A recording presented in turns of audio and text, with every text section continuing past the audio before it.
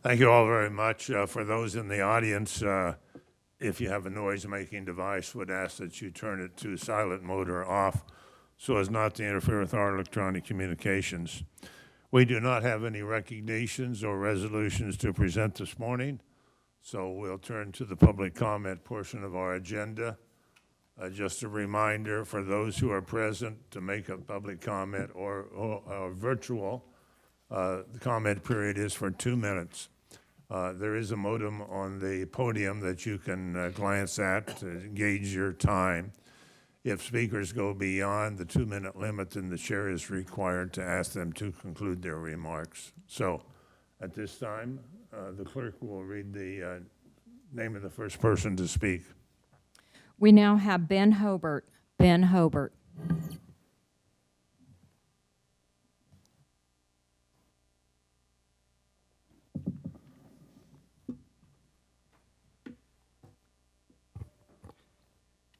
Ben Hobart, Westwood Hills. Great news from the CDC. Only 28% of children aged 5 to 11 have gotten 2 clot shots.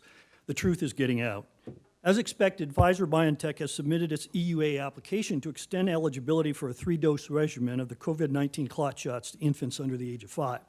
The Vaccine and Related Biological Products Advisory Committee of the FDA will consider the application on June 15th, the day after considering Moderna's application. I've not seen the full application, but the following is reported. The Pfizer-BioNTech study included 1,678 infants, presumably split half and half between the placebo natural immunity group and the clot shot group. Pfizer-BioNTech has asserted that the clot shots are 80% effective in this group, but that is just an estimate as they are awaiting further data. Let's examine what has been reported so far. There were only 10 symptomatic infections in the entire study. It is likely that none of the infections were moderate, let alone serious, but we shall see when the VRBA has the full data available for the public to see. The FDA had indicated that to demonstrate efficaciousness, there has to be at least 21 symptomatic infections in the falsely labeled vaccine group. Once again, the 80% is a deceitful relative efficacy number, not an absolute percentage reduction in infectionness. Moreover, it is based on antibody response only 1 month after the 3rd dose. This is truly pathetic. Only 10 infections, likely 1 in the clot shot group and 9 in the natural immunity group, which yields the 80% relative effectiveness deceit. In terms of absolute reductions in infectionness, it is just slightly more or less than 1%, depending upon how the 1,678 subjects were split between the 2 groups. Moreover, the trial was not large enough to estimate protection against serious disease. To suggest that this justifies subjecting all of 18 million infants under the age of 5 to the known and unknown adverse effects of the clot shots suffered by other age groups is hubris in the extreme. Parents, educate yourselves. Thank you. Thank you. Now we have Helene Albano. Helene Albano.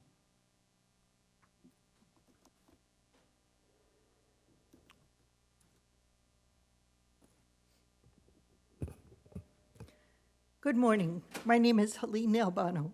I live in Overland Park and am a member of the Good Faith Network.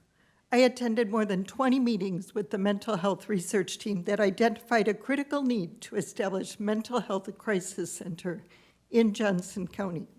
At the 2022 Kansas Mental Health Summit, Dr. Margie Belfer, a national leader in mental health crisis care, spoke to Kansas leaders about the need for a crisis service continuum. She emphasized that a crisis stabilization center was the centerpiece to support all other services. Dr. Belfer's research shows that 1 crisis center is needed for every 250,000 people, while Johnson County has over 452,000 adults alone. In Johnson County, we are rightly very proud of our mental health services. We have a mental health center, dedicated co-responders, and a crisis line. But we are still missing the centerpiece of these services. Without adequate crisis stabilization facilities, law enforcement officials have few available options for finding appropriate care when responding to people in crisis. Based on the guidelines from the National Action Alliance for Suicide Prevention, we can approximate that 904 Johnson County residents may experience a mental health crisis each month. Data shows that RSI served only about 403 Johnson County residents during the past year, while staff members admitted that crisis beds were often full and not available to those who needed them. What about the hundreds of others in crisis? Where do they go? Emergency rooms, jail?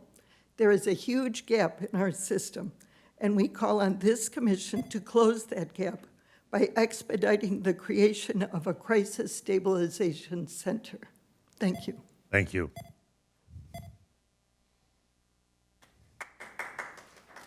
Now we have Richard Gall. Richard Gall. Again, howdy. The reason I'm here today is my wife and I wanted to publicly thank the commission for their decision on the West Gardner Solar Project. We know our part of it is just less than a drop in a bucket, but it's there. And we appreciate the opportunity to do something about what's going on, not just local, in the world. So again, thank you. I'd come and shake every one of your hands and squeeze the ladies, but I better not do that. Now, wait a minute. Be careful. Well, again, we want to thank you. And who knows when I'll be back this time. Oh, please come back. We enjoy you. Oh, by the way, my wife said there was one of you came and talked to her Monday. I wasn't around. Thank you for your comment. Goodbye. Right. Thank you. I did that. Yeah. Now we have Beverly Wharton. Beverly Wharton.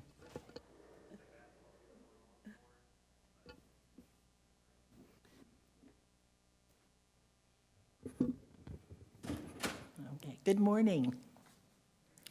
My name is Beverly Wharton. I live in Prairie Village at 8101 Mission Road. I'm in the home, Claridge Court. And I attend St. Michael and All Angels Episcopal Church. I'm on the Ending Homelessness Action Team with the Good Faith Network. In the preceding weeks, you all have heard other members of our organization speak to you about the need for a comprehensive plan to end homelessness in our county. A plan that has proved to be highly effective in other counties, a plan known as Housing First. The Good Faith Network has sent each of you a study showing Housing First to be cost neutral for communities, and in some cases to actually save the community money. Last week, you heard Jeff Smith, case manager for Project 1020, tell you that they served 222 individuals this past winter. When we provide only emergency shelter to people, there's a humanitarian cost along with the monetary drain on our system, as people are cycled through emergency rooms, jails, the patchwork of nonprofits, sometimes over and over, and fall through the cracks. Is this cost effective? We've attended these meetings for several weeks now and heard several of you express concern regarding responsible stewardship of taxpayer money and investment in cost-effective strategies. Please let me emphasize that Housing First is just that, a cost-effective use of funds, and especially a humanitarian approach to homelessness. This isn't a task for only you commissioners on the Housing Subcommittee, which we very much would like to work with. Any one or more of you can be the ones to step up. I'm sorry, ma'am. I'm going to have to ask you to conclude your remarks. Okay. Together, we have the opportunity to accomplish something truly meaningful here. Thank you to care very for much. each other and Thank you invest very in much. Housing First. Thank you. Chair, that completes our speakers. All right. That concludes the public comment portion of our agenda. We do have several notes for the record this morning. I'm going to ask the clerk to read those.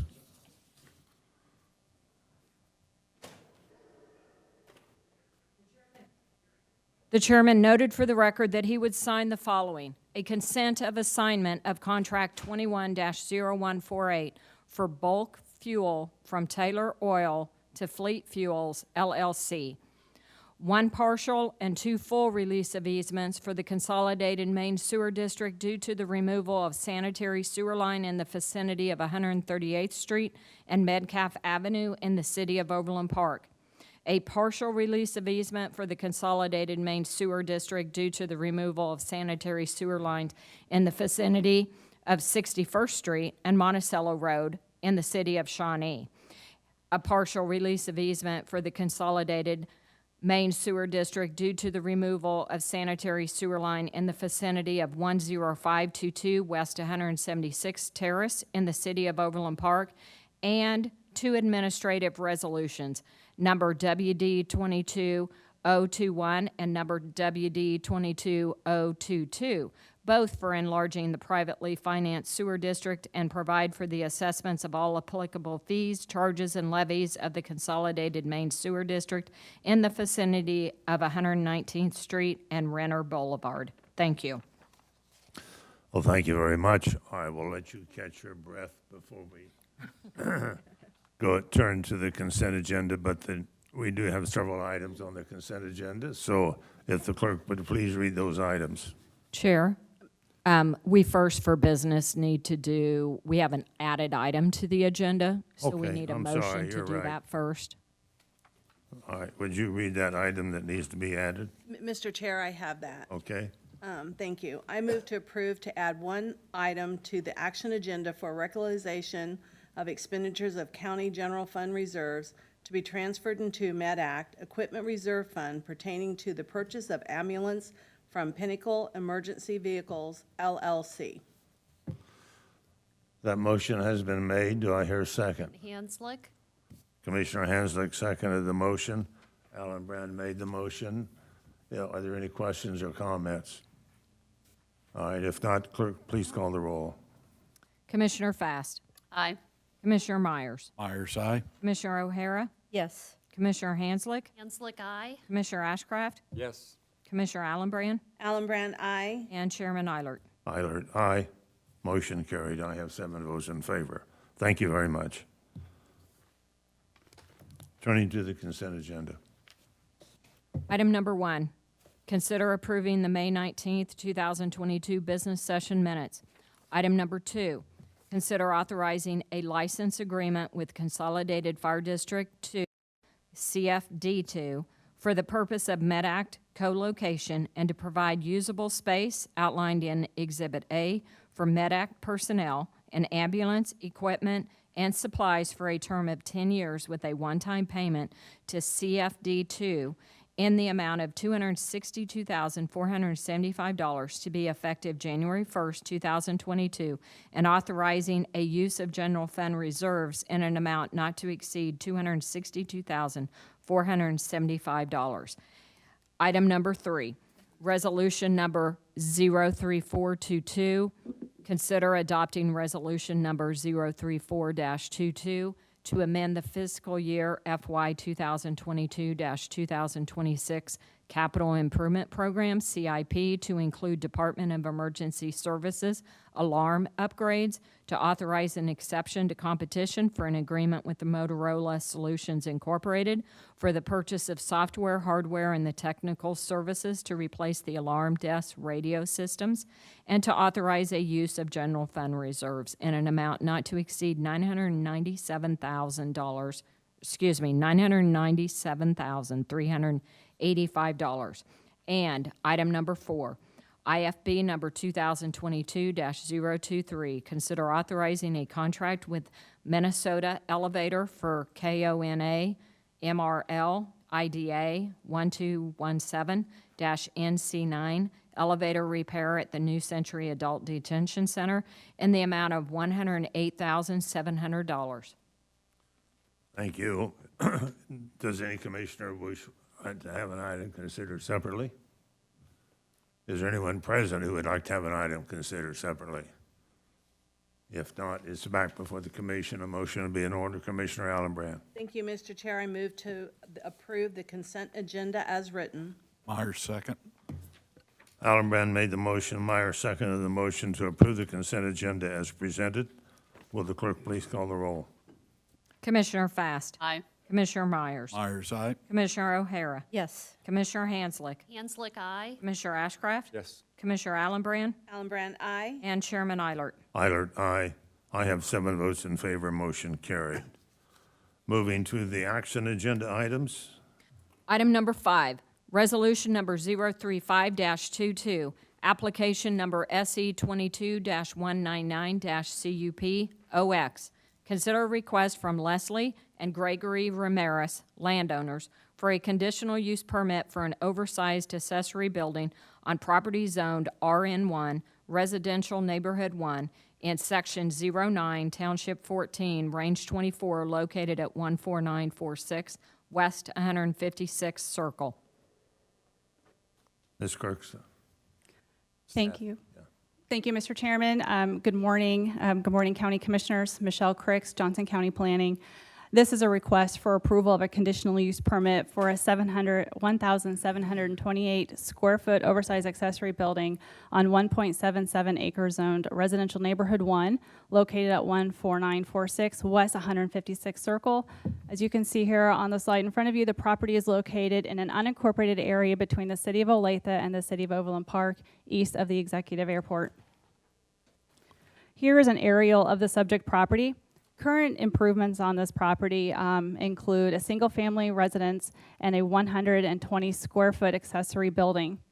With the existing 120 square foot accessory building, plus the proposed 1,728 square foot accessory building, the total cumulative accessory building area on the property would be 1,848 square feet. Per Article 18 of the Johnson County Zoning and Subdivision Regulations, when lots are greater than 1 acre, the size of an accessory building increases from a base size of 900 square feet by 300 square feet for each full acre of property. When fractional lot areas are present, then the size of the accessory building is determined on a pro rata basis. So for this project, the subject property is 1.77 acres. Therefore, a maximum accessory building size permitted would be 1,131 square feet. And this request exceeds the maximum accessory building size by 717 square feet. Here is a site plan for the proposed project. The accessory building would be set back from the south property line of 30 feet and the west property line of 25 feet, and the proposed building would comply with all setbacks in this zoning district. And here is the elevations of the proposed accessory building. The building would be 16.9 feet tall. The structure would be constructed of manufactured wood siding and smart trim with asphalt shingles, and would be painted to match the home on the site. The accessory building would be used for personal storage, such as vehicles and yard equipment.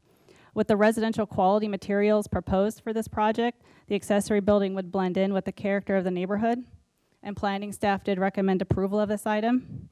The Southeast Consolidated Zoning Board heard this project at their May 4th, 2022 hearing and recommended approval of the conditional use permit with stipulations. No one from the public spoke on this item. And that concludes my comments, and I'm available for questions.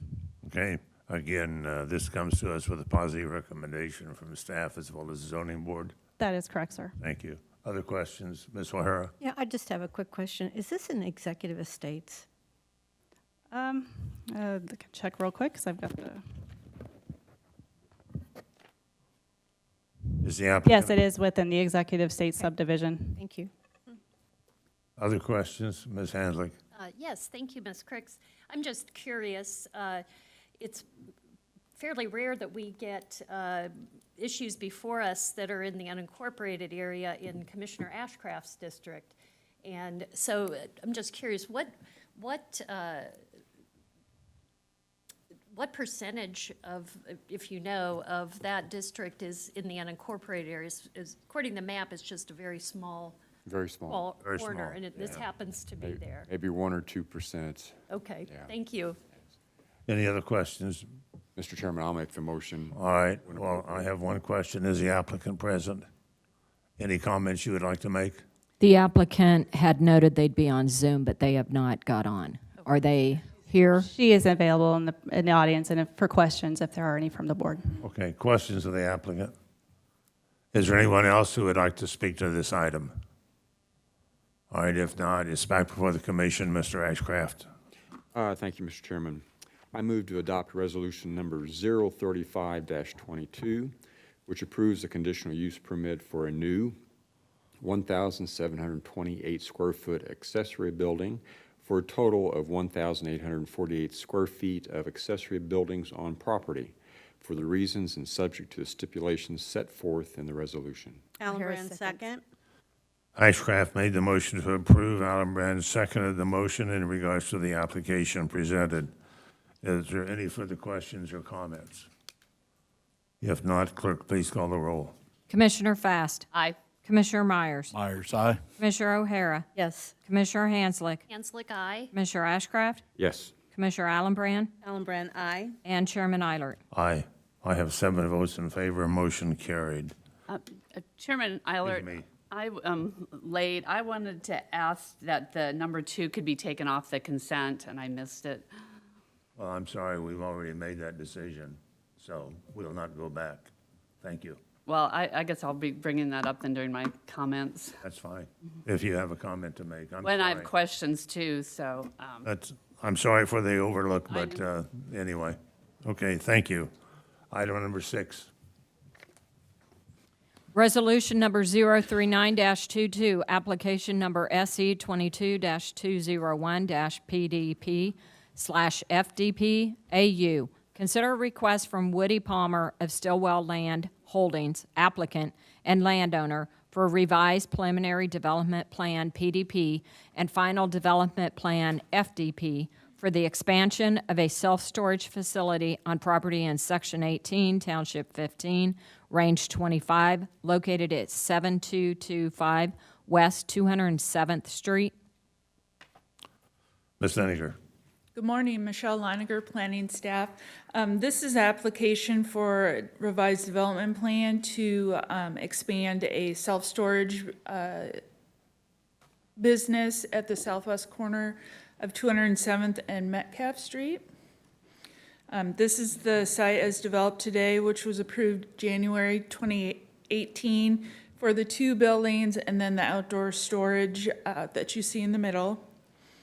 This is a proposed development plan. The 2 rectangles are the new locations of the storage buildings. No new landscaping is required for screening. No changes to the exterior storage area is proposed. However, a fire hydrant will be required to be installed on-site to meet fire code. These are the existing buildings, and the proposed buildings will look very similar to this. At the May 4th Southeast Zoning Board meeting, the board recommended approval of the revised preliminary and final development plan, subject to stipulations as recommended by staff. No members of the public spoke regarding this item, and I can answer any questions, and the applicant is here if there's any questions for him. Questions of staff. Ms. O'Hara? I don't have a question, but this is compatible with the development in the area. In fact, I drove by there this morning, taking my dog down to my daughter, who lives at 207th and Walmer. So I'm very familiar with this area, and this request is quite in line with the other development. Okay, thank you. Other questions? All right, is the applicant present? Any comment the applicant would like to make? Okay. Is there anyone else who would like to speak to this item? All right, there being no one else to be heard, is back for the commission. Ms. O'Hara, do you have a motion? Yes, I do. I move to adopt resolution number 039-22, which approves a revised preliminary development plan, PDP, and final development plan, FDP, for Stillwell Land Holdings self-storage addition for the reasons and subject to the stipulations set forth in the resolution. Allenbrand, second. O'Hara made the motion. Allenbrand seconded the motion to approve the application as recommended. Any further questions or comments? If not, clerk, please call the roll. aye. Commissioner Fast. Aye. Commissioner Myers. Myers, aye. Commissioner O'Hara. Yes. Commissioner Hanslick. Hanslick, aye. Commissioner Ashcraft. Yes. Commissioner Allenbrand, Allenbrand, aye. and Chairman Eilert. Eilert, aye. I have 7 votes in favor, motion carried. Next item, please.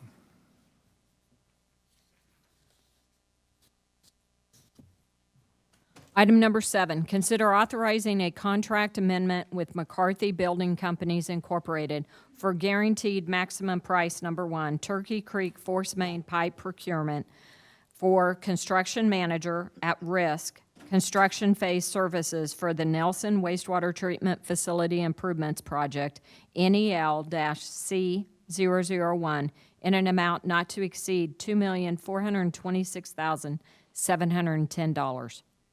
Ms. Pekarik. Good morning, Chairman and Commissioner. Susan Pekarik with Wastewater. The Nelson Wastewater Treatment Facility is located at I-35 and Lamar Avenue. We have it up here on a map here on the screen. So I-35 runs along the upper left-hand corner, and this is Lamar Avenue, so it's just here off Fox Ridge Drive in Mission, Kansas. It's the oldest facility in our system. It was constructed in phases between 1947 and 1972, and it serves the northeastern portion of our county. The plant assets are near the end of their useful life, and they will not be able to meet future water quality requirements. The board previously authorized preliminary design funding with Black & Veatch, as well as a pre-construction phase services contract with McCarthy Building Companies. Funding for the project through the remainder of design as well as construction was authorized in February. The project team has been working on a 30% design as well as phasing for the construction. This facility must continue to treat flow while the new facility is being constructed. The team has also been working with the cities in the area with their CIP projects so that we can coordinate those and efficiently deliver the work to the residents and to Johnson County wastewater customers. The City of Mission is planning to reconstruct Fox Ridge Drive, as shown on this map, from approximately 51st Street to Lamar Avenue. You can see that reconstruction area highlighted here in green on the map. We have a pump station, Turkey Creek Pump Station, which is located here just off Fox Ridge Drive. The work that the City of Mission is doing is scheduled for the spring of 2023. We also need to do work under, essentially, Fox Ridge Drive. So we have a force main that extends from our Turkey Creek Pump Station up to the Nelson facility. So you see this red line here. We need to replace that force main. It's a 24-inch force main. It has had some failures. In addition, we also need to increase the capacity. And for the most part, it runs under Fox Ridge Drive up to the Nelson complex. So the Nelson team has been coordinating with the City of Mission and their engineering team, to develop a plan so that we can replace the force main ahead of the City of Mission's project to reconstruct the road. We certainly don't want to be tearing up a brand new road. In order to do that, a series of contract amendments will be needed to McCarthy's contract. The first here is a guaranteed maximum price, or a first package. This will allow McCarthy to purchase the pipe material, since it has a long lead time. About 6 months is what we understand at this time. So by going ahead and purchasing the pipe material now, the design team can finish up the design drawings while that pipe is being manufactured. And then we would return to the board here in the fall. That will include several early out projects. We've discussed those previously with the board. That will include the installation of this pipe. This will allow our our team to complete this work ahead of the City of Mission's project, which is anticipated. We want to complete that work by April 1st of next year. So last week in the manager's memo, I provided that the project team is determining right now how many guaranteed maximum price packages or contract amendments will be needed to construct the entire Nelson Renewal project. There are several advantages to doing this. This approach allows us to, again, order commodities like the pipe material or equipment early to help us reduce the risk of the market volatility we've been seeing and be able to provide better price certainty. McCarthy bid the price and appurtenances in accordance with the Kansas Alternative Project Delivery Building Construction Procurement Act. The bid also includes American Iron and Steel, which is a requirement of WIFIA. McCarthy received multiple bids. The FMA purchasing staff facilitated the original procurement of the construction manager at risk, or the contract with McCarthy, and they reviewed the process that McCarthy used to solicit the bids for the pipe and put the cost together for this amendment.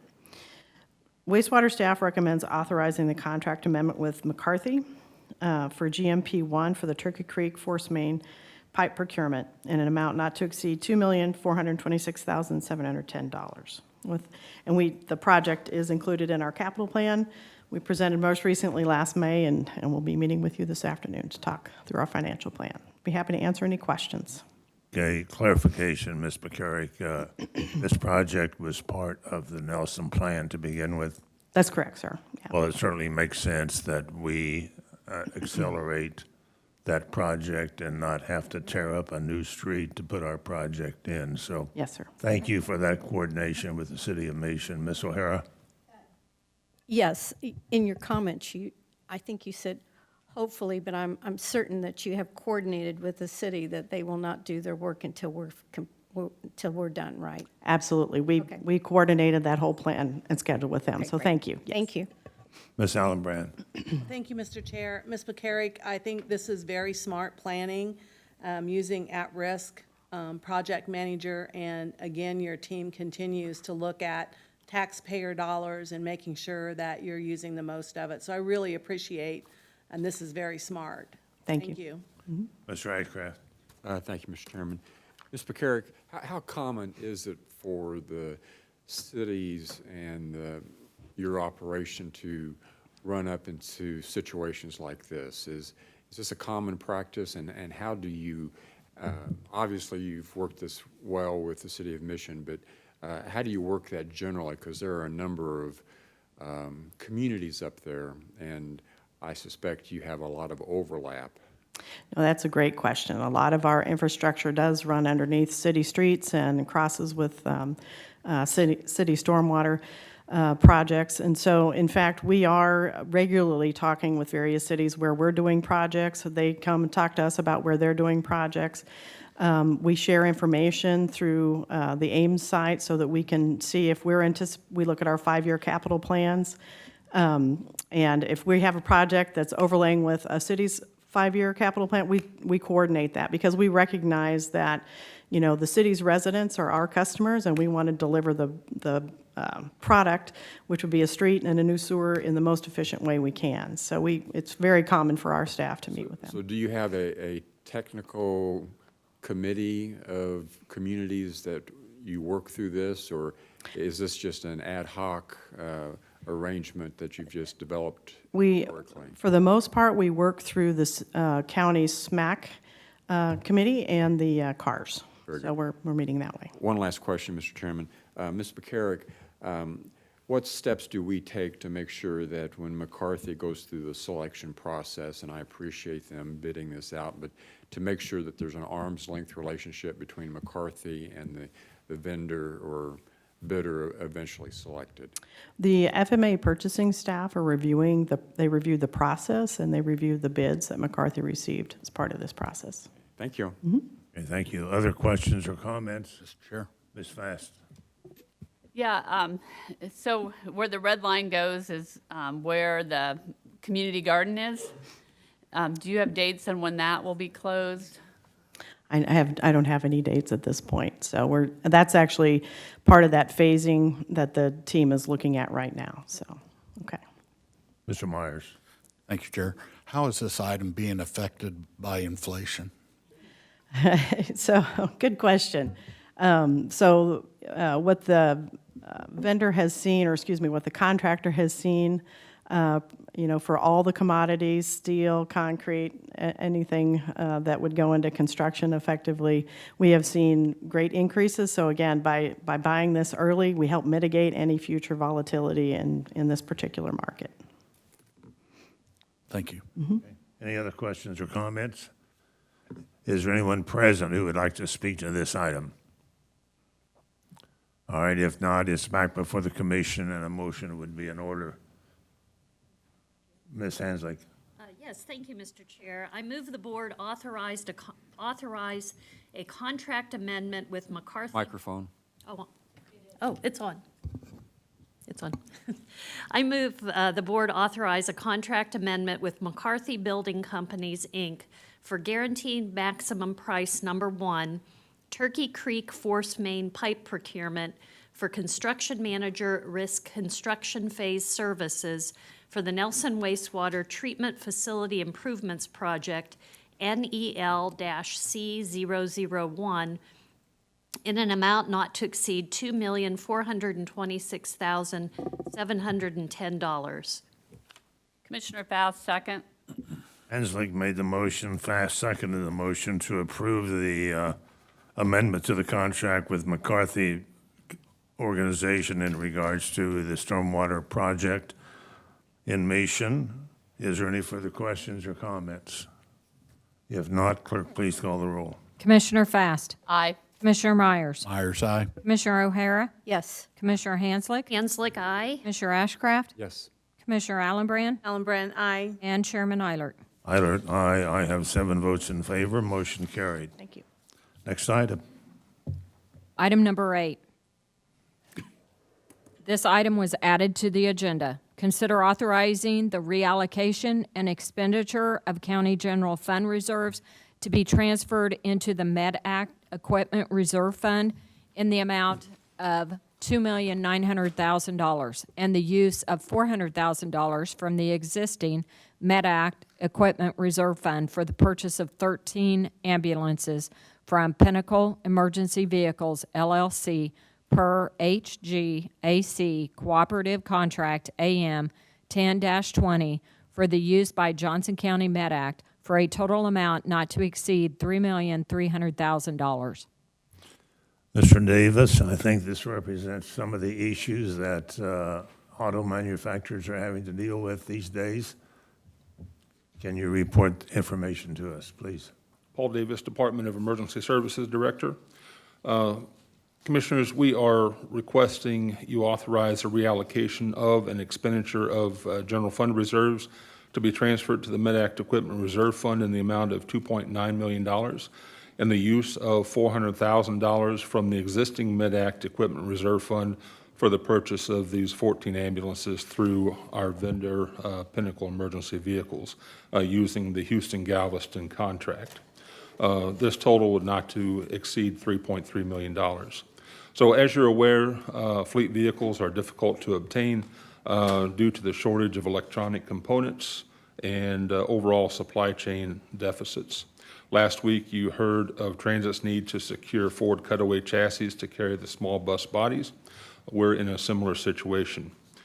These unparalleled impediments are causing us to think differently about ambulance acquisitions and act more deliberately and much earlier than before. Being aware of these developing issues, for example, coming up in 2020, MedAct placed its order for 2021 ambulances in early 2021, and typically we had a 180-day turnaround time. These were delivered about 13 months later in April of 2022. So we've had ongoing discussions with our vendor and fleet services to seek the best solution. We've conferred with other manufacturers and have gotten similar responses. We found that limited order opportunities and extensive delays of at least 24 months are expected through 2026. We expect a limited order bank will be open through our vendor in the next week or so. So we're seeking your approval based on the 2 sections that are indicated in the briefing sheet. Section 1 includes 8 new Braun replacement ambulances, and Section 2 includes 5 Braun remounted ambulances. Now, remounting ambulances uses a current ambulance box that we already own and placing it on a new chassis. This saves about 33% per unit. Due to the aforementioned delays and the shortages, we're not going to be able to maintain our current replacement cycle. In addition to this request, we've been working closely with fleet services on strategies to extend the life of the ambulances that we currently have while ensuring their safety for our medics and our patients. These plans include options of rebuilding engines and transmissions and, of course, remounting the current boxes on new chassis when possible. Since there are not sufficient funds for the MedAct reserve for this multi-year pre-order, we're requesting your approval for these funds, which will be allocated in the fiscal years of '23 and '24. But we will ensure that we can place our orders and receive the replacement ambulances in as near a reasonable time frame as possible.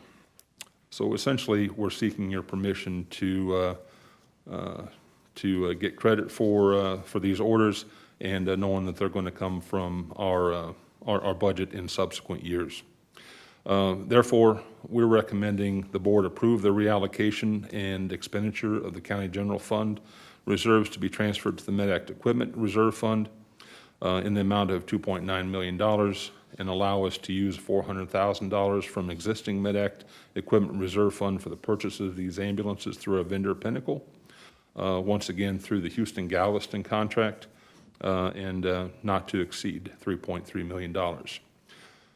I'll stand for your questions. Well, thank you, Mr. Davis. I think this is appropriate action, and I happened to have conversations with a couple of auto dealers yesterday at the chamber event, and they are across the board continuing to experience challenges in those supply chain issues. So thank you for getting us ahead of time. I'll say that. Ms. Hanslick?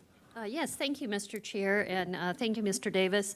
Could you just talk about the number? It's addressed a bit in the briefing sheet, but the number of vehicles that you like to maintain and the need for the replacement with the 13 that are proposed in this action item. So, excuse me, we've got 20 frontline ambulances. 17 of those run 24/7. 3 run in a different deployment method. We call those impact ambulances during our peak times.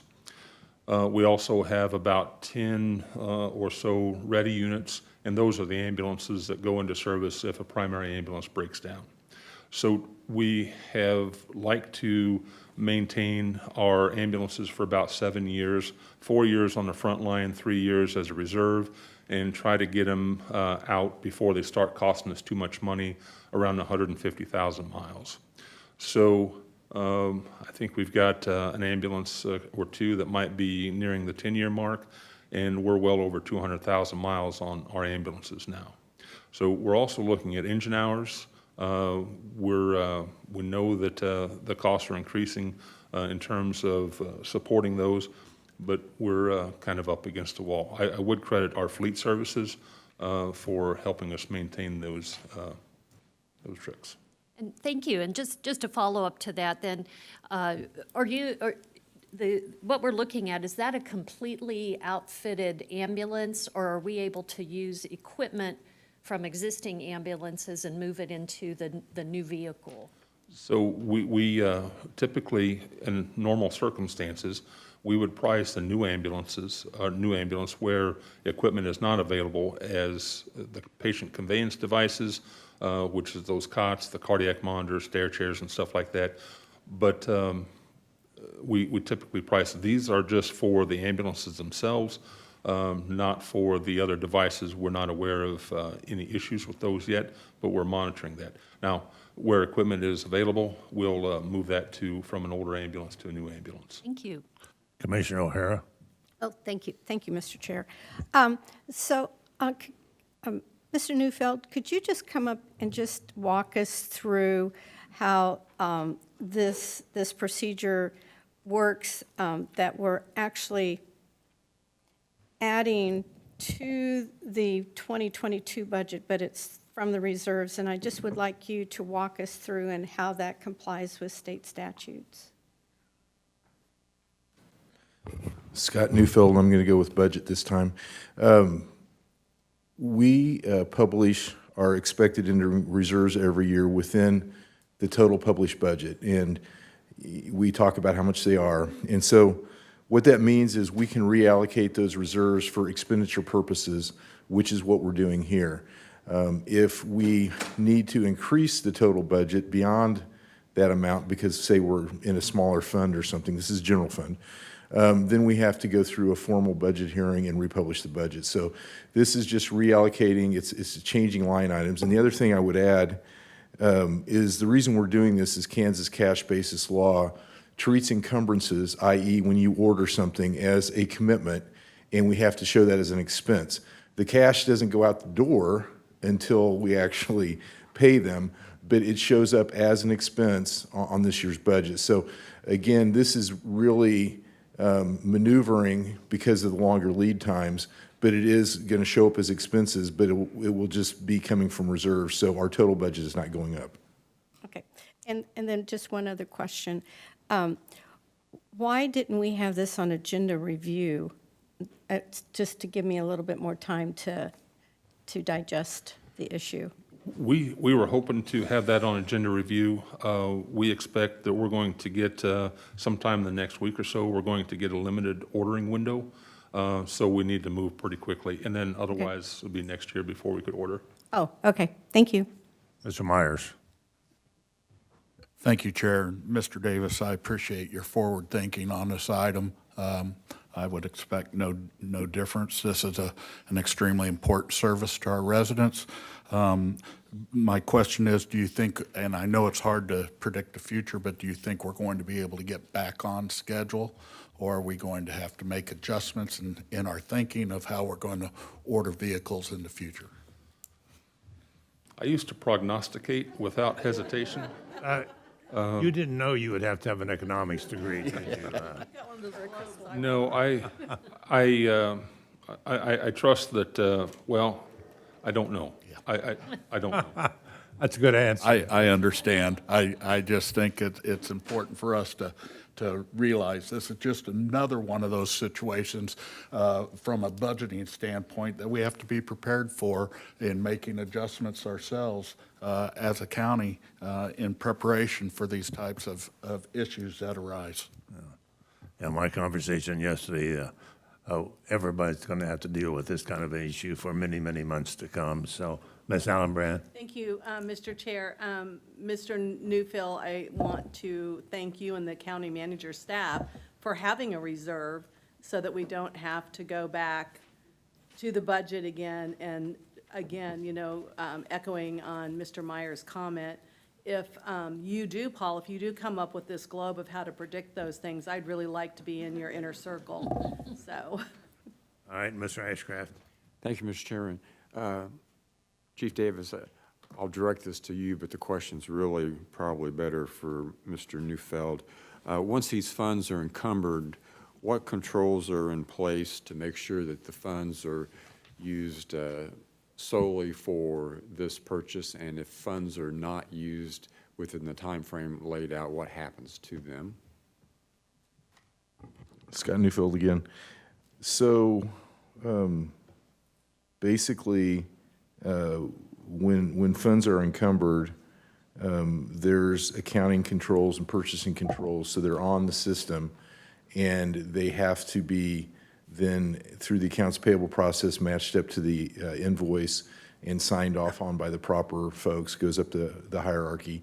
And so all of those purchasing and accounts payable controls are in place, and the money is it's not like every single dollar. I mean, it's within the general fund, but that money can't be spent because it is treated as expended even though the cash is there. So we're still investing it, et cetera, but it is set aside until that purchase order is either canceled or paid out. So it's restricted use then? Yes. Okay. And then one follow-on, will any of these vehicles, once they're made or scheduled to be purchased or delivered, will they come back before the commission for review or consideration, or will this now be totally a staff-driven decision? I expect it would be a staff-driven decision. Right. Yes. Okay. Right. The authorization would be to use these funds to make the purchase. So that would be our decision at this point. Thank you. Ms. Hanslick. Yes, Mr. Chair, I'm glad to make the motion when the appropriate Okay. time comes. Well, are there any other questions or comments? If not, is there anyone present who would like to speak to this item? All right, it's back before the commission. Ms. Hanslick, you have a motion? Yes, thank you, Mr. Chair. I move to authorize the reallocation and expenditure of county general fund reserves to be transferred into the MedAct Equipment Reserve Fund in the amount of $2,900,000 and the use of $400,000 from the existing MedAct Equipment Reserve Fund for the purchase of 13 ambulances from Pinnacle Emergency Vehicles LLC per HGAC Cooperative Agreement AM 1020 for use by Johnson County MedAct for a total amount not to exceed $3.3 million. Myers, second. Hanslick made the motion, Meyer seconded the motion to approve the authorization for the reallocation and expenditure of those county general fund reserves for the purposes recommended. Any further questions or comments? If not, clerk, please call the roll. Commissioner Fast. Aye. Commissioner Myers. Myers, aye. Commissioner O'Hara. Yes. Commissioner Hanslick. Hanslick, aye. Commissioner Ashcraft. Yes. Commissioner Allenbrand. Allenbrand, aye. And Chairman Eilert. Eilert, aye. I have 7 votes in favor, motion carried. Thank you very much. Are there any other items on the action agenda? No, sir. Turning to reports and communications, Ms. Post Oak Ferguson. Chairman and Commissioners, good morning. The Election Office asked us to share some information. The Elections Office will need approximately 1,300 election workers for the August 2nd primary election and approximately 1,800 for the November election. Any Johnson County resident that is currently registered to vote can apply to be an election worker, and they receive a poll worker stipend and are provided training, which begins the week of July 11th. So more information can be found on the Election Office website, jocoelection.org/election-workers. So with that, I'll pause and see if there's any questions. No questions? Okay. Hey.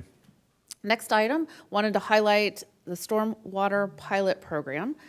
This program has partnered with the company NEAR, N-E-E-R, to pilot a machine learning modeling project with the goal to predict potential locations of home and street flooding up to 24 hours in advance of a storm event. The pilot project is located in northeast Johnson County and includes the Turkey and Brush Creek watersheds. NEAR's platform obtains the weather forecast for the National Weather Service and processes the predicted rainfall through watershed models adapted for machine learning to predict areas that may flood. If the pilot is successful, cities can potentially use this information to make decisions to barricade roads that may flood or advise homeowners of potential flooding hazards before the storm begins. And Sarah Smith, Senior Stormwater Engineer, is available if there's questions. She's on Zoom. And with that, Chairman, I'll stand for questions. Hey, thank you very much. Any questions? Ms. Fast? Yeah, can you say specifically where in Northeast, what cities? Sarah, can you answer that question? Yeah, so it's the 12 cities that are in Watershed Organization 1. It's Westwood Hills, Mission Woods, Merriam, parts of Shawnee, and I'm sure I'm forgetting some, Fairway. It's the entire Watershed Organization 1. So basically right off of Turkey Creek. Yeah, Turkey Creek is included. Because, Brush Creek goes way over, it's Mission Hills, so that's a long area, Brush Creek and Turkey Creek.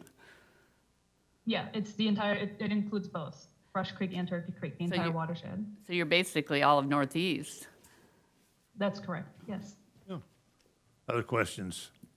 Mr. Ashcraft? Thank you, Mr. Chairman. Ms. Smith, I just wanted to commend you, and please pass on to your staff.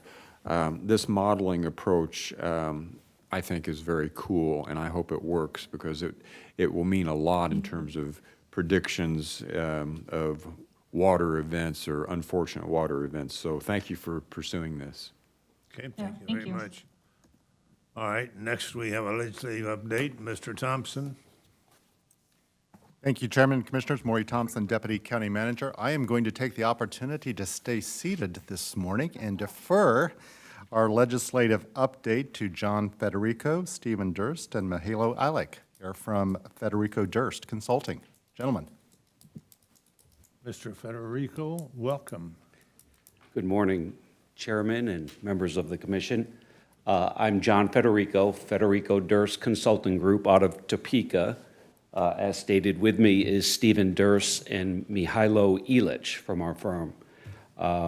Thank you for the opportunity to present. We will be brief. We literally could probably talk an hour about what's happening now with elections and politics, and also a fair amount on policy. That's what we'll cover very quickly, and I'll start off and hand it over to Stephen. But our engagement with Johnson County really falls under four primary tasks. The first of which is to be the eyes and ears for the county for the happenings in Topeka, whether they be in the State House or with various state agencies. Secondly, natural extension of that is to advocate for you for those things that are identified as important to the county. Thirdly, it's to leverage our relationships and our institutional knowledge about the process there and help the county or county managers or any of your directors solve problems. And we have numerous examples of that. And then the last pillar, if you will, would be to assist you in relationship building for people that need to know what makes this county tick. So I'll paint a picture, and it's not for you to be sympathetic to what we do. This is what you pay us for. But over the last 2 years, in the legislature, there have been nearly 1,400 bills that have been introduced. Of those 1,400 bills, we have reported back to the county on 483 of them. That is an astounding number of 34.5% of all bills introduced we felt the county needed to know about. Clearly, some are of higher priority. Not all were taken seriously, but it does require us to keep an eye on those things in case they do morph into something that would be detrimental to the county. And how do you cover that much ground up there? Well, with our firm, we have 7 lobbyists during the legislative session, and also bring on anywhere from 4 to 6 law clerks to help us monitor these committees. So it's a big team, and that's essentially what's necessary given all of the areas of interest you have as a county. Real quick, I'll segue over to redistricting. I won't spend too much time on that. You all read the media and what became of both the congressional and the legislative maps that were redrawn. A lot more drama on the congressional map. Johnson County stayed in whole intact in the 3rd Congressional District. The legislative maps, there were good, healthy, productive negotiations between Republicans and Democrats in the governor's office, and ultimately they came to a decision on what these maps should look like, and the governor ultimately signed that bill, putting those into law. A special consideration ought to be given to the good work of Representative Chris Croft from Johnson County, who chaired the effort on behalf of the House side and was generally regarded as being fair and doing a good job. What did that mean for Johnson County in redrawing the legislative maps? Because of the shifting of populations, where there's population loss and population gain, Johnson County picked up 2 additional House seats, bringing the total to 27 House seats being represented in the Kansas legislature. There's a filing deadline. This was the first time in my memory that I remember there were 2 different filing deadlines. If you were running for statewide office, then your filing deadline was the traditional date of June 1st because of the delay in the approval of the maps. If you were running for any of the congressional seats and for the legislature, the filing deadline is tomorrow. And so what our firm will do is a complete, thorough analysis of what that means. All 125 House members are up for re-election. There's one senator who is up for reelection. It happens to be Speaker Reichman's father out in western Kansas. So far, what we've been able to identify in these filings as it relates to, well, first of all, for the state, there's been 15 announced retirements so far from the 125-member body.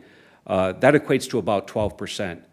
Shockingly, in Johnson County, there's only been 2 announced retirements, Representative Megan Lynn and Speaker Reichman. That amounts to a scant 7.5%.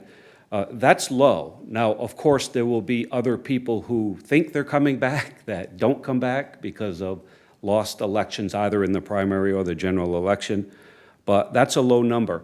And that's a static number because all of the other incumbents from Johnson County have filed. So there'll be little turnover, and from our perspective, that is a very good thing because we take a lot of time talking to them to let them know what's important to our clients.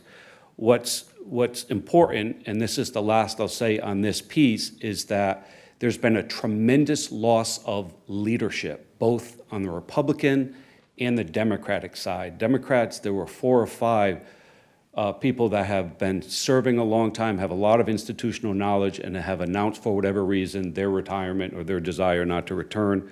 And then there'll be an entirely new House leadership team in place for the 2023 session. And of note of the retirements, and 15 is not a lot, quite honestly, you're losing the current chair of the Energy and Utilities Committee, the Transportation Committee, the Banking Committee, the Education Committee, and the Water Committee. So again, change is inevitable, but where that change is happening is important when you're losing leaders. But we will deal with that. Happy to answer any questions on this stage of our report. Otherwise, I'll turn it over to Stephen, Chairman. John, I have one question. You mentioned Johnson County will have a total of 27 in the House. Is that right? Yes. And how does that compare with Sedgwick County? I would have to get back to you on that, yes. Okay. That's a good question, actually.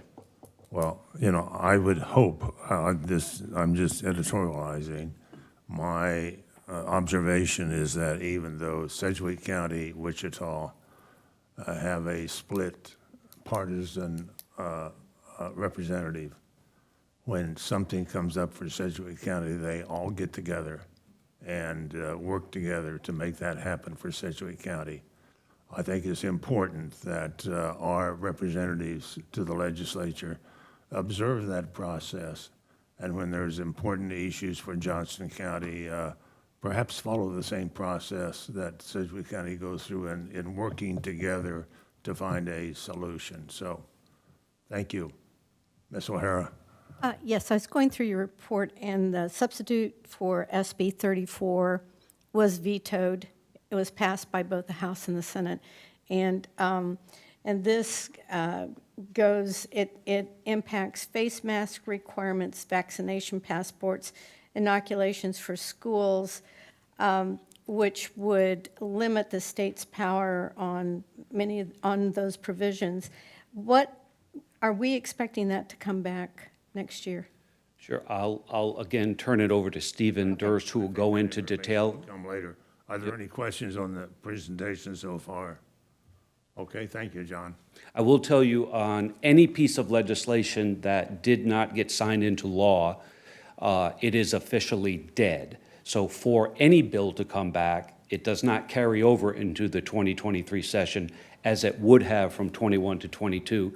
So it'll have to be reintroduced and start all over. Do you know who sponsored that bill? Mr. Chairman, members of the Commission, Stephen Durst on behalf of Federico Durst Consulting.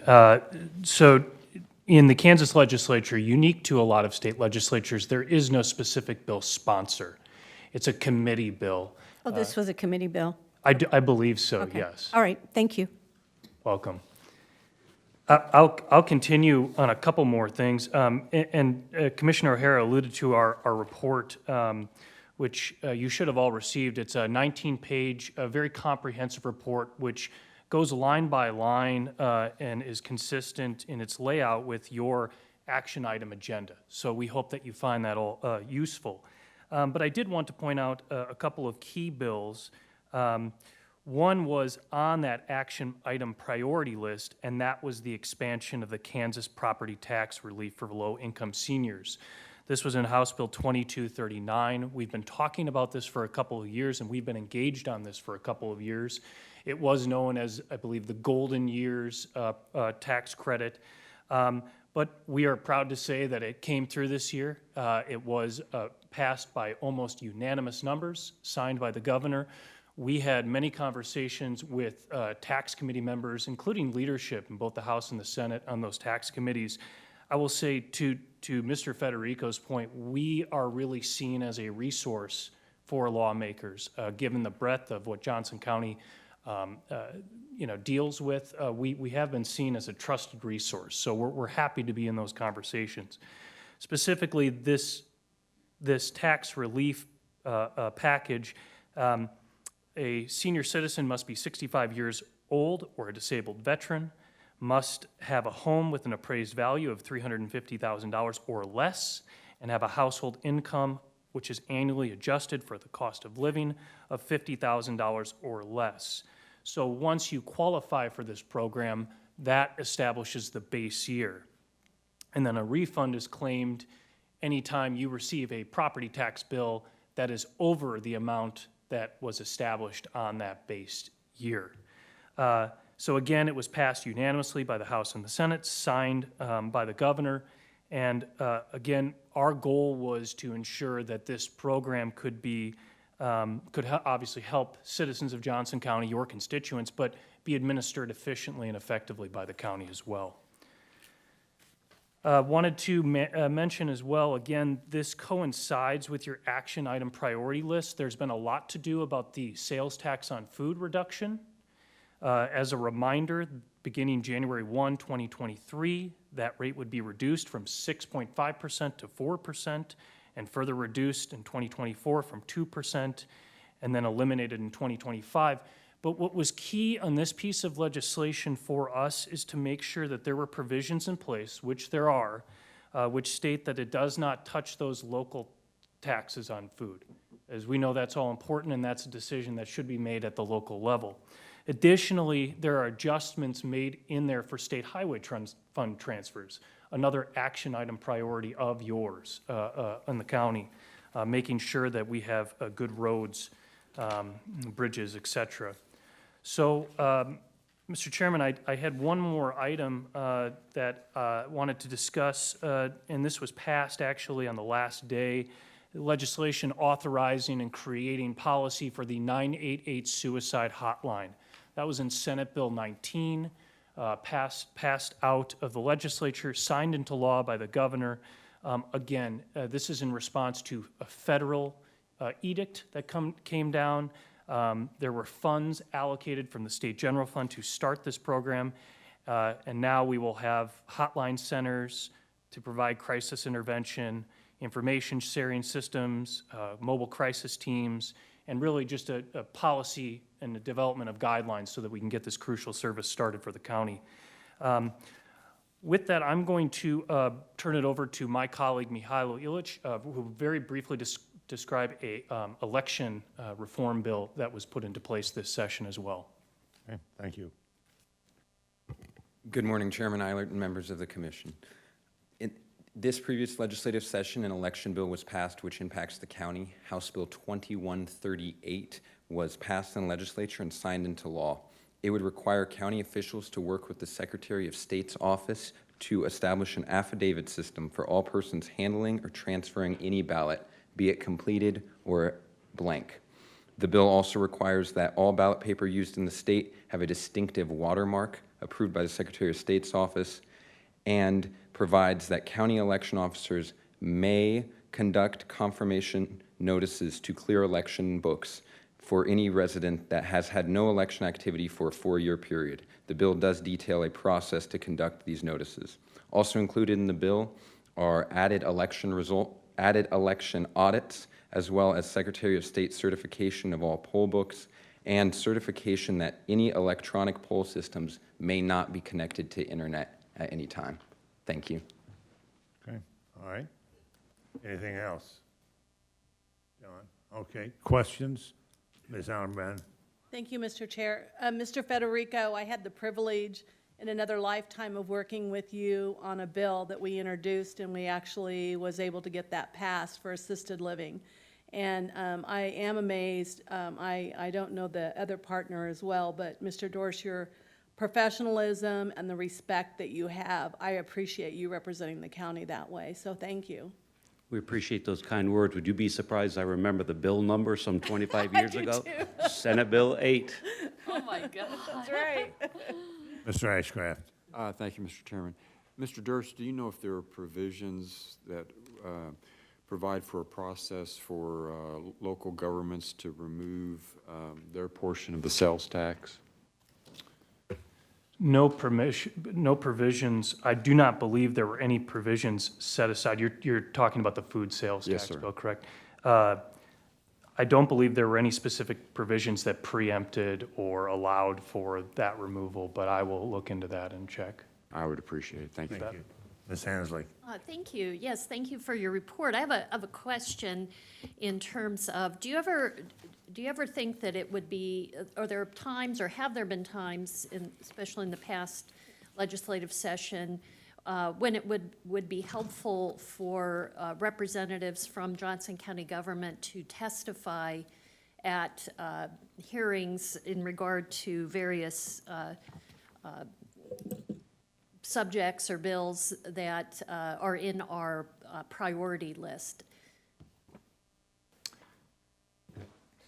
Well, I'll say two things, and then I'll let John speak. One, when Johnson County goes up to the podium in Topeka, we want it to be for a reason that would be so important to the county that, again, it would require commissioners to come up, because we don't want it to be like a conferee who comes up every so often. Your impact is diminished, if that makes sense. So absolutely, if it makes sense, and if it's the will of the commission to come up and speak on an important bill, then we would say that'd be great. Answer questions, be an advocate, but we'd want to be selective about that. That would be our recommendation. And then the second thing I'll say is, if we are doing our job correctly, we will know what bills are going to advance and what bills are not going to advance before a hearing is even held. So then we would be able to say, please come up and stand before this committee and testify. And John, I don't know if you had any further questions. Just real quick, if that's an offer, we appreciate that. We wouldn't hesitate for a minute if we thought it would be helpful or if we thought it was necessary. But and we work with Murray, who worked with the chairman usually, who asks us, do we need anybody? Do you need any resources? Usually we can take care of it ourselves. But there is also times, to Stephen's point, we do want you to come up. We do need Johnson County to have a presence on a bill because it's either important or it's expected. And as out of respect for the chair of that committee, yes, we will bring someone in to testify.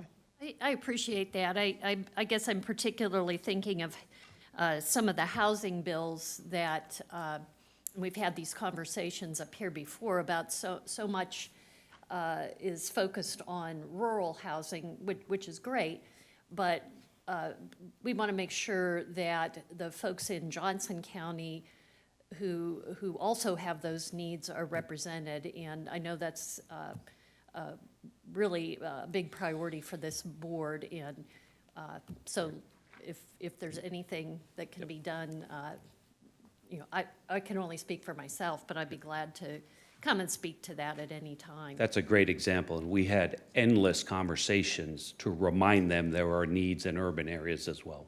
Thank you. Ms. O'Hara?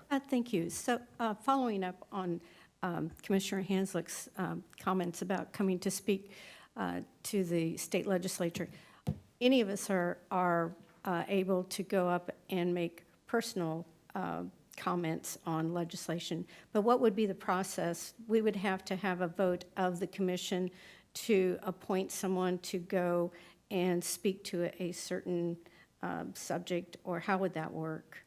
If the item is part of our legislative platform, then there's an automatic opportunity for commissioners to testify. If it's something that's not part of our legislative platform, then there would have to be a decision by the commission to send someone to speak on that item. But again, as any commissioner could go up as an individual to comment on any legislation before. Well, I suppose so, but you have to be careful because we've had experience with that in the past. And even though I might identify myself as a U.S. citizen from Johnson County, I still represent the county. And that's the issue that I think most legislators would recognize, that any of us are, even though we might say we're speaking individually, we still are county commissioners, and that can have an impact. Thank you, Ms. O'Hara. Yes, I have another point. But again, we don't, our First Amendment rights are not rescinded when we are sworn in. And it is imperative that we make it very clear. And we've had state legislators come and speak to us and indicate that they're speaking to us as private citizens. The other thing about sales tax, and I just want the board to understand this, currently we have approximately $1.1 billion of industrial, mostly industrial properties under industrial revenue bonds or economic development bonds. And those projects are also sales tax exempt on materials, equipment, and fixtures. And just a rule of thumb in construction, you anticipate that about 50% of your project is going to be in that category. So using 9% of the sales tax, that would be $45 million in sales tax revenues that has been diverted from public coffers to these developers. Mostly these developments are very large projects. So I just want people to understand that there are, we say that we want to do away with sales tax on food, which I have no problem with that, but you have to understand that there's a big hole in the boat with the industrial revenue bonds. So, Okay, thank you. Well, I think we've had lots of discussion previously on industrial revenue bonds or tax increment financing, and I know there are two different opinions. The one thing that's always missing from that discussion is what are the economic benefits, the number of jobs, payroll, ancillary businesses that are created because of that activity, which again contribute to the overall economic benefit of the county, as well as increasing sales taxes by other purchases. So, okay, anything else? Questions to Ms. Federico? Ms. Allenbrand? Mr. Chair, just very quickly, I want to assure Commissioner Hanslick and this commission that I have actually been on a school bus and other buses going up, we did that on the Senate Bill 8.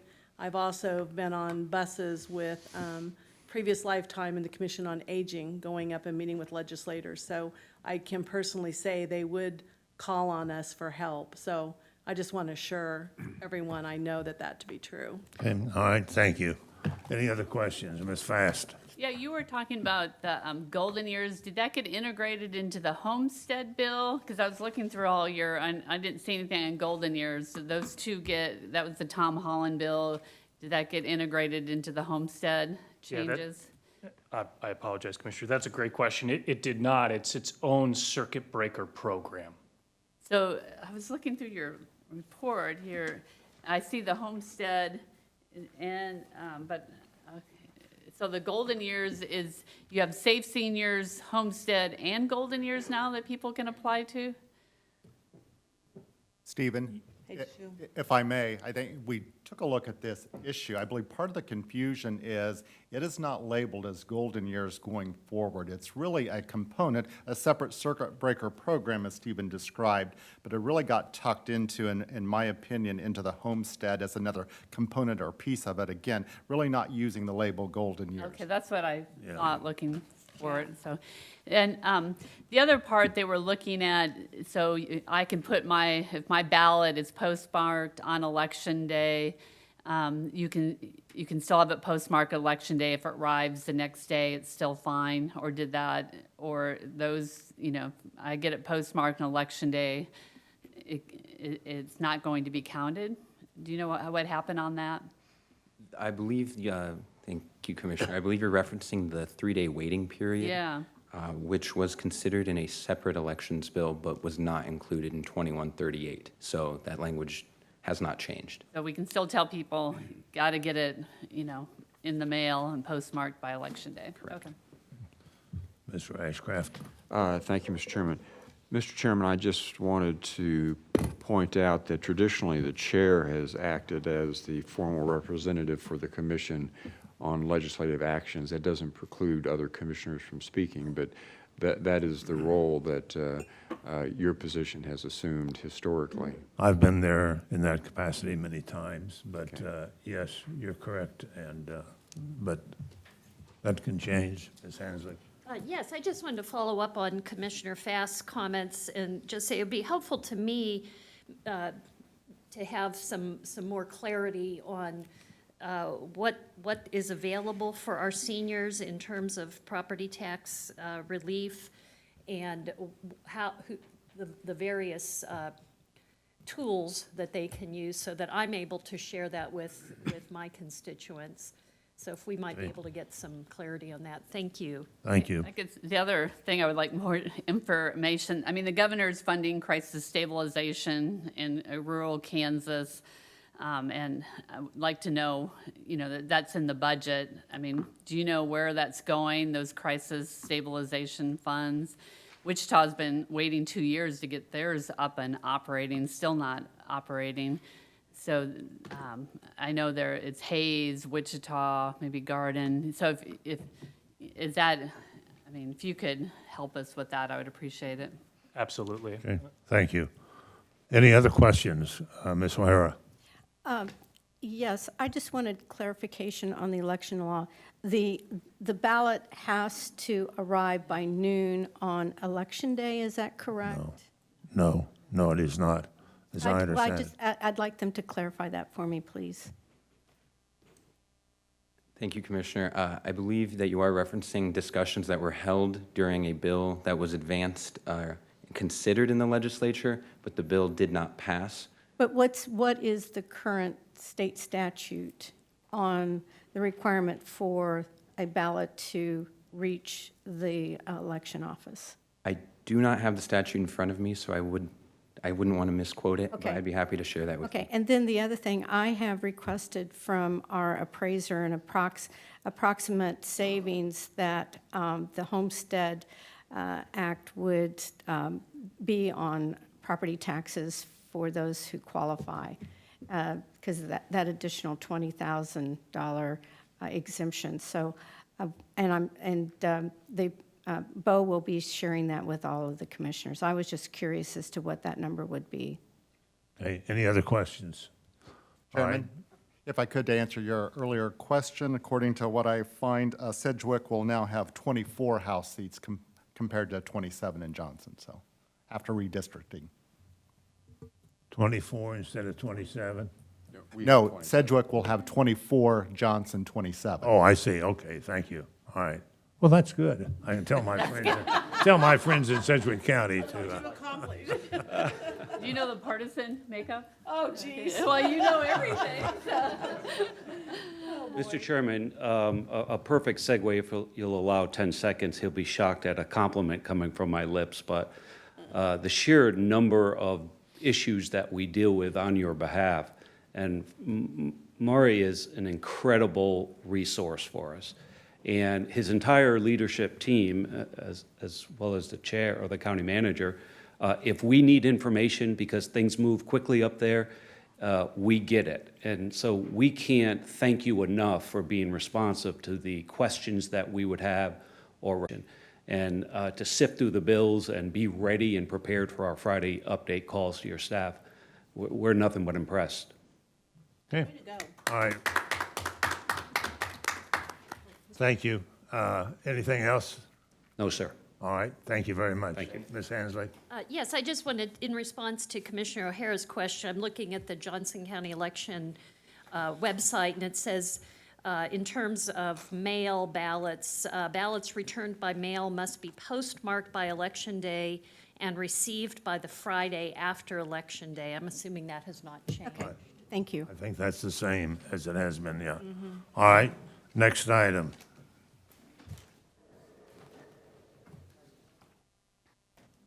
Is our COVID report update. Mr. Thompson? Yes, thank you, Chairman. Again, Maury Thompson, Deputy County Manager. You've got your COVID-19 financial reports included in your materials for today's meeting. I'll start with page 1 of that report, which is a report of the local fiscal recovery funds. You'll notice a net change in our balance of $26,547.39. That is attributable to payroll costs for our grant administrator of about $7,900, COVID-19 testing, $14,000, and contact tracing and case investigation of about $4,300. Turning to page 2, no change in activity or balance in the countywide support funds. And finally, page 3, our department, agency, and office-specific funding. We have an increase in expense of almost $84,000 and an increase in revenues of about $650,000. So with that, I would be happy to stand for any questions. Questions? Ms. O'Hara? On the expenditures of contact tracing, are we finished with that? I do not know. Commissioner, I'll have to find out.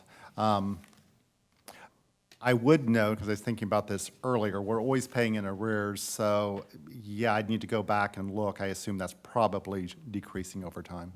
Okay, thank you. Sure. Any other questions? Okay, thank you very much. Dr. Ariola, COVID update.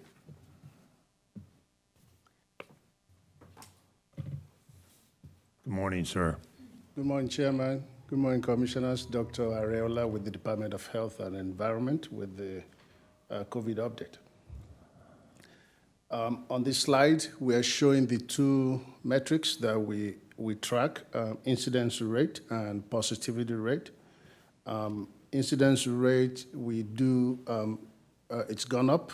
We also do want to make it clear that it's probably more than this because there's a lot of at-home tests that's being conducted that we don't receive the results. Also, percent positivity, which it's higher, pretty high than what we've seen before in the past few weeks, but again, it's influenced by the total number of tests. So there's a factor of the test that's been reported to us. Our vaccination rates remain pretty impressive. And this is what we get from WebIZ, and that's showing about 78% are partially vaccinated and almost 70% are fully vaccinated. And this is the breakdown by age group. And then the next slide is really the CDC data, which is a more comprehensive view.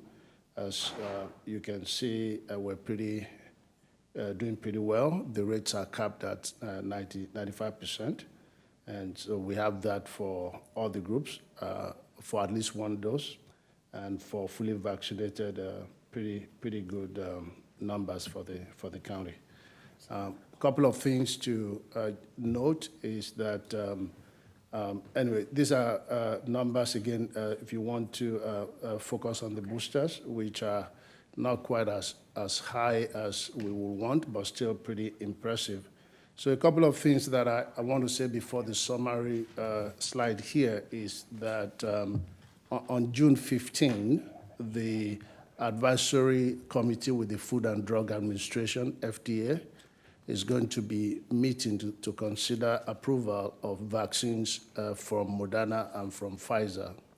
From Pfizer for 6 months to 4-year-old, and for Moderna from 6 months to 5-year-old. And that's a group that we haven't had previous approval of vaccines for. So that's a good thing. We expect approval by June 21st. After FDA advisory committee, then the advisory group with the CDC, and then the CDC director will approve. So again, for that age group, we are going to work extensively with our pediatricians and ensure that access to those vaccines are readily available. I know Children Mercy is planning to be very active in providing those vaccines. We already have a process with the state where we are placing an order for that so that we can start administering that as quickly as they're available. One of the questions that I have been asked recently is, with this level of infections going up, what is the level of concern that we should have? And so, I want to be clear that where we are now, given the high level of vaccination, given that the Omicron surge in January, the estimate is that about 50% of the population have been infected. So coupled with the natural immunity from infections and immunity from vaccine, the numbers are up. We have seen very modest increase in hospitalizations and virtually no increase. I couldn't understand. What did you say on hospitalizations? Very modest increase, yeah. Thank you. And really no change in the number of deaths. And so that vaccination is very important. I would also mention that the numbers high now is a little bit different than it was in 2021. We have more tools. Paxlovid is a tool that's been very effective in preventing progression of illnesses to more serious illnesses. It's as well as Evusheld, the monoclonal antibody that's available for immunocompromised persons, again, to reduce the progression of illness to more serious consequences. So bottom line is we have more tools. Our messages remain the same, which is get up to date with your vaccines. That's proven to be very effective. And for those that could be at a higher risk of developing more serious illnesses, be careful. Wear masks as appropriate. Avoid crowded environments. The same message that we have given. But in reality, the virus is active. We're seeing more infections. But the good news is we're seeing very modest increase in hospitalization and virtually no increase in death, which is a good place to be here. Happy to take any questions that you may have. Questions? Mr. Myers. Thank you, Chair. Dr. Arreola, I was reading an article on Moderna, but I'm assuming the other manufacturers are going to do the same thing, but they're talking about another vaccine coming out with Omicron help. Yes. Do you know when that's going to, or are they give an indication of what time of year that is actually going to be out on the market? Yeah, thank you, Commissioner. Yes, there's a lot of work that's going on. Moderna, like you said, is working on a vaccine that is more effective against the highly infectious Omicron variant. And so we don't know when that's coming up, but we know they're working on it, and seems like preliminary results are very promising. So that would be very helpful when it's a yes. Okay. Was there a question, Ms. Fast? Yeah, so, I mean, right now, like, I've had my second booster.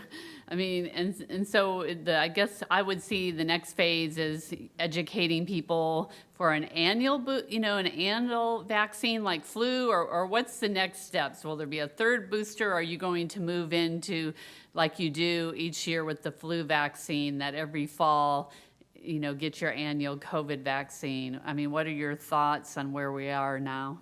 Right. Thank you for the excellent question. We're being very careful because there is not a definitive recommendation yet, but the virus is here to stay.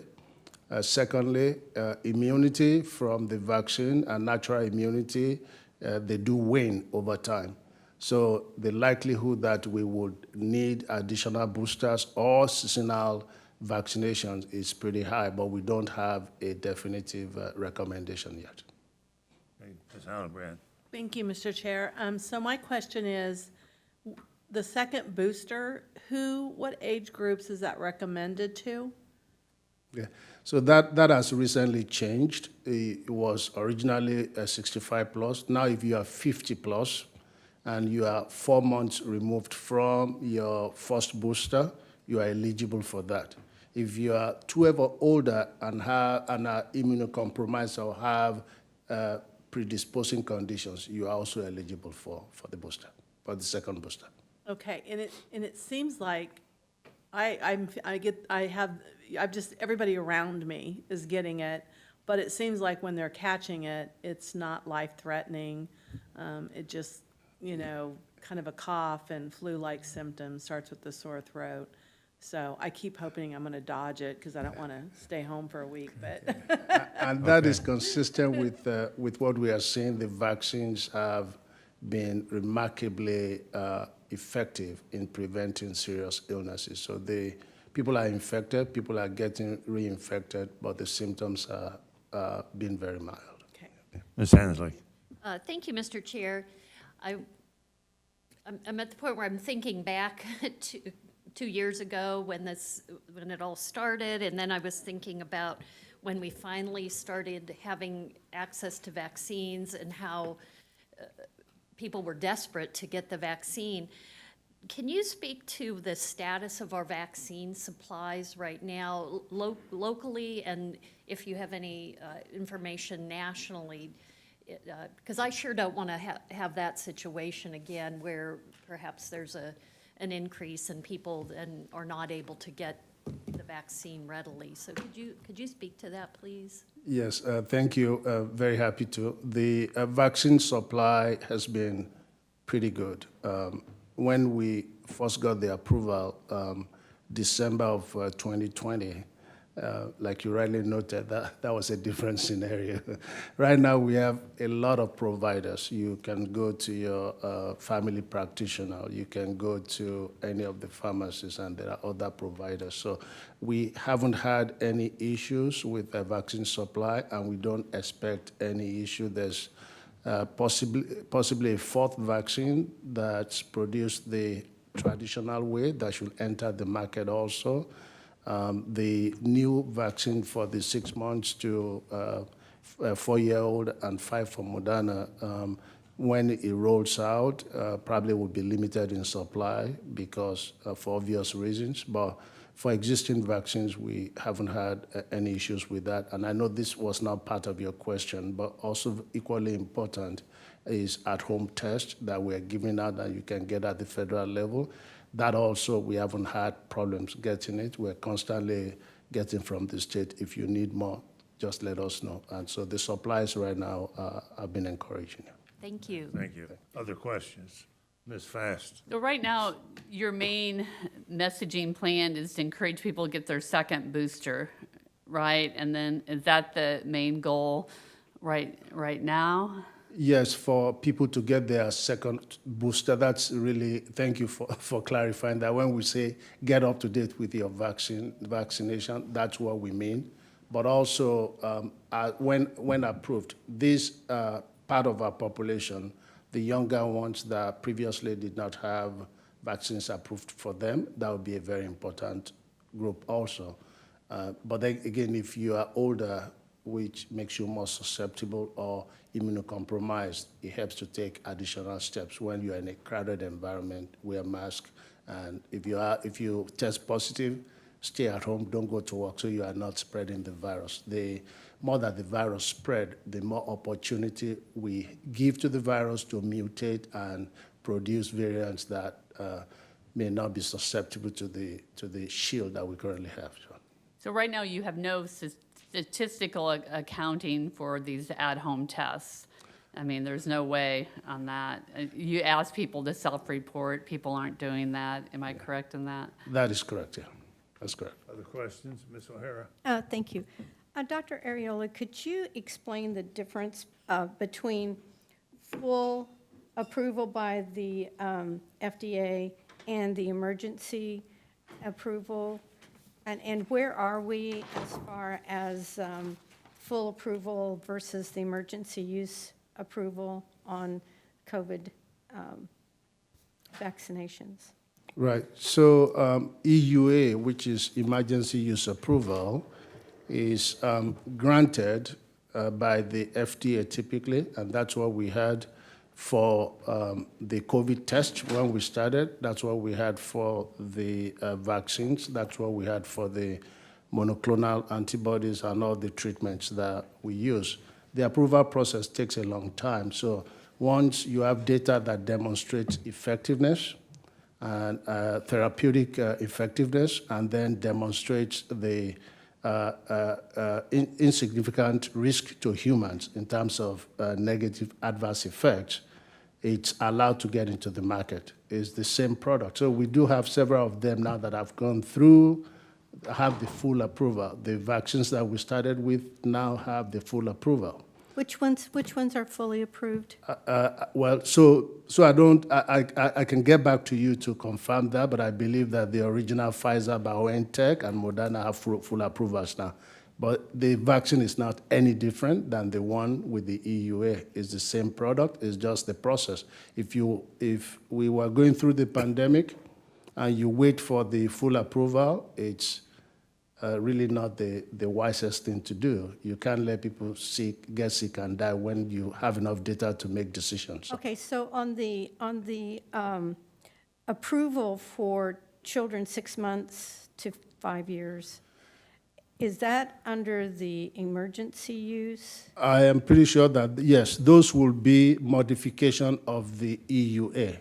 So that's what that's going to start with, modification. Okay, so that's under the emergency use. That would be correct, yes, yeah. Okay, and so did your office have any official, were you contacted, or did the county, did we have any official stance on substitution for SB 34, which would modify and curtail the state's ability to require masking and vaccination passports, and then that the secretary would be prohibited from deeming a test or inoculation necessary if it has not reached full approval by the FDA. I mean, you're familiar with the provisions in this. Did the county, through your department, or did the county take a position on this bill? We did not have any official response to SB 34. I don't fully understand the details of what's there, but I can tell you that my job is public health, and public health decisions have to be made by public health experts, and taking masks away for infectious diseases is setting public health back decades. That's not a smart move. Okay. Okay, so we have a state statute in place. It's called State Statute 65-129C, and it says, if a competent individual of 18 years of age or older, or emancipated minor, may require an individual to remain in place of isolation or quarantine until a local health officer or secretary determines the individual no longer poses a substantial risk. Are we in support of these existing requirements? And there's one that if a child, here it is. We are required to follow state statute, plain Right, and but simple. our position. So can we move forward? Well, I just want to, I want to read to the public what is in state statute. If on behalf of, and this is section D, if on behalf of a minor child or ward, a parent or guardian refuses vaccination, medical examinations, treatment, or testing under this section, may require the minor child or ward to go and remain in a place of isolation or quarantine, and must allow the parent or guardian to accompany the minor child or ward until the local health officer or secretary determines that the minor child or ward no longer poses a substantial risk of transmitting the disease or condition to the public. Okay, thank you very much. Thank you. Other questions? If not, thank you very much, Dr. Ariola. That concludes our reports and communications, I believe. So we're back to commission comments. Do we need to take a break, Linda? Yes, please. All right, we'll take a 5-minute break and come back for the completion.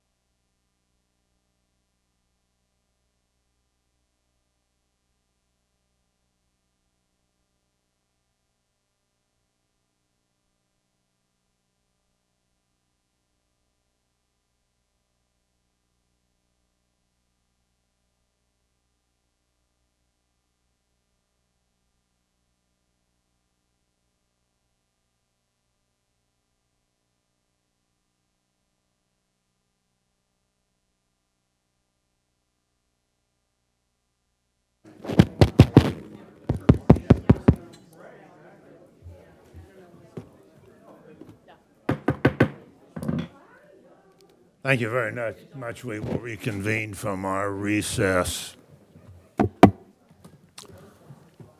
Before we move further to our commission comments, I think it's necessary to clarify discussion that occurred on the last bill that was mentioned.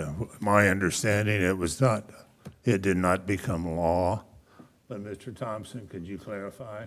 Yes, thank you, Chairman. Again, Maury Thompson, Deputy County Manager. To follow up on the previous conversation as we got into legislative matters there, there was no official position asked for nor given on the part of county government. As to the action in the legislature, if you followed, there were a number of veto overrides of the governor's action. The bill that Commissioner O'Hara was describing, there was a number of bundling of public health-related matters in that bill. That was the one governor's veto that the legislature chose not to even to attempt to override. So I think it's important that the public understand that that bill was vetoed. It is not law. And I think it's incumbent upon us to share correct information with the public. So, Ms. O'Hara. I did not indicate that it had passed. I specifically asked Mr. Federico if it was going to be coming back up to the legislature next year, and he indicated that it would not automatically roll over, but that it would be required to be refiled. Thank you. My recollection is that it was presented as being state statute, and that The is state not correct. the state statute that I was, that is a state statute, that's 65-129. That is a state statute, and that was not anything to do with a substitute for SB 34. That is a state statute. Is that correct, Mr. Murray? Well, I don't have that in front of me. I assume Yes. yes. And Yes, that is. statute is law. If you Yeah, were- that is law. statute. Okay, thank you. All right, we'll turn to commission comments. Ms. Fast. Oh, yeah, so last Friday, JCPRD held their first annual, they had concert in the park. Oh, sorry. JCPRD had a concert, a craft fair at the Meadowbrook Park. It's going to be an annual event. It was just really widely attended. It was just a wonderful event. Food trucks. They had a foundation fundraiser. So Commissioner Alibrand was there, and it was just really an exciting time to highlight the new park. And then on Tuesday, attended the Exporter of the Year award that Black and Beach was given from Governor Kelly. Really exciting to see the work of Black and Beach. They have the world headquarters in Overland Park and work internationally and across the nation, and to meet their employees. Okay, thank you. Ms. Allenbrand. Thank you, Mr. Chair. I also attended the Meadowbrook Park opening, and if you haven't been there, you need to put it on your list of visits. And I know this would be a priority for everyone, but there's an outside workout center, and then along with some outdoor equipment. I also attended the Shawnee Days, which was a lot of fun. And I also attended the old Lenexa days, and that was a lot of fun as well. I also want to compliment Black and Beach for winning their award. They make great partners with the county, and so that was a fun event. Also, I want you to look at your calendars. There's an Overland Park Farmers Market on Saturday. There's Lenexa Farmers Market in Olathe, and I know there's more, so it's time to do that. And then I would also like to make a comment on Friday. A lot of us will be attending at 11:30 at the Mark Regional Leadership Awards at the Sheraton Kansas City Hotel, downtown Kansas City, Missouri. And I would also like to announce that one of our own, our leader, Mayor Eilert, is receiving the Regional Leadership Award, which is something he well deserves. So we might give him a hand here and see him on Friday. Thank you very much. Thank you. Mr. Ashcraft. Nothing, sir. Ms. Hensley. Yes, thank you, Mr. Chair. Well, the biggest news in Commission District 4 occurred on Wednesday morning, early morning, about at 1:21 a.m. The National Weather Service issued a tornado warning. And as someone who lives right near 95th and Antioch, this directly impacted me personally, but also many of our residents in Commission District 4 and some of the other districts. I've had a lot of inquiries about that situation. I've had the opportunity to talk with Dan Robeson and communicate with him at length about everything that happened. But I do want to make particularly two comments that might help clarify some information to people. First of all, it's really important that you have multiple ways of getting information when there is an emergency situation. You can't just rely on sirens. And in fact, the sirens are primarily for warning if you are outdoors. I know myself, between the sound of the wind and just getting new windows that are more energy efficient, I could hear the siren, but it wasn't loud. So fortunately, I was signed up for Notify JOCO, and I did get that message on my phone. So it's really important that you make sure you are signed up for Notify JOCO. You can go online to do that, or you can call 913-826-5555 to confirm that you are signed up and that you have indicated which types of alarms you want to receive, as well as check your cell phone and make sure you haven't turned those off. So it's really important to make sure that you do have signed up for Notify JOCO. It's also important to have a weather radio and an NOAA weather radio, and you can get those at various places, all retail stores and grocery stores. So that's one thing, is please make sure you're signed up for Notify JOCO. Secondly, I've had a lot of questions about sirens, and I know from our emergency management services that all of the sirens were turned on just within a couple of minutes of that notification from the National Weather Service across the whole county. And I've had some people saying, but the one near me didn't come on. It's important to recognize that even though the county turns the sirens on and off, the actual sirens themselves are owned and maintained by the cities. So if you think that a siren near you is not working, please contact your city about that to make sure there isn't something wrong with it.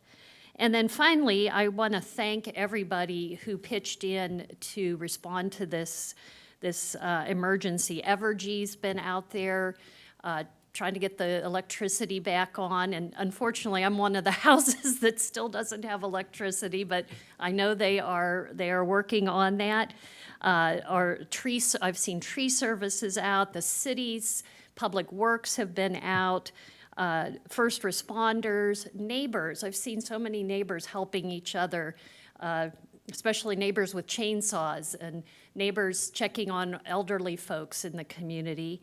And as a special shout out to our own Johnson County Emergency Management Services and our ECC, Emergency Communications, for all that they have done. Fortunately, there was no loss of life, and it's an opportunity to get more information out to people to be prepared. So thank you. Thank you, Mr. Myers. Thank you, Chair. Very quick, I was not able to attend the Meadowbrook event, but I heard it was outstanding. I was in charge of 5 grandsons this weekend. And I did attend the Old Shawnee Days parade and activities, and I do not remember 3- and 4-year-olds being able to eat and drink as much as they do. But Grandpa provided a lot of food and drink for the boys, and Emptied my wallet. Commissioner Myers, I O'Hara. think you need to be, a comment needs to be made that you did not lose one of them when you were by yourself with them. Commissioner O'Hara? Yes, my only comment is if you want to make Commissioner Myers smile, just ask him how his 5 grandboys are. Okay. Thank you very much. Thank you for the comments about the storm event. I've had several questions about the difference in the, when the Weather Service issues their alert, it immediately goes to our notified JOCO system. So there is no waiting around for that system to be activated. And my impression is that the storm moved very, very quickly. And anyway, glad that there were no injuries in that event. We do have a committee of the whole meeting scheduled at 1 p.m. We have a request for,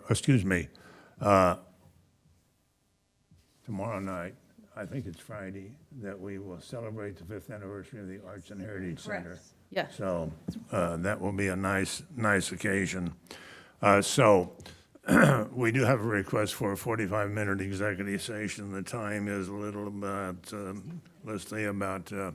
20 Chairman, till that's 12. 60 minute. Pardon? 60-minute executive session, please. You said 50? 60. 60. Yeah, so what, do you want to take a break, Mr. Chair, or do you want to? No, wait a minute, let's get things set here. My suggestion is that we do not deal with the agenda review, that we will go next week with a cold agenda, and that we should probably push the timing for the committee of the whole back to about 1:30. And let's see, if we did 60 minutes, that would put us at 12:30? 12:40 if we 12:40. 1:30 for the committee of the whole would give us about 45 minutes for lunch. So is there any disagreement on moving the agenda review to a cold agenda for next week? All right, we will do so. So I would ask for a motion to authorize a 60-minute executive session. Mr. Chair, I can do that. Ms. Do you Allenbrand. want to go directly into that executive session? Well, we can take a short break before we move that direction. 11:45. How about 11:45? Okay. I move the board recess its opening meeting and commence an executive session at 11:45 a.m.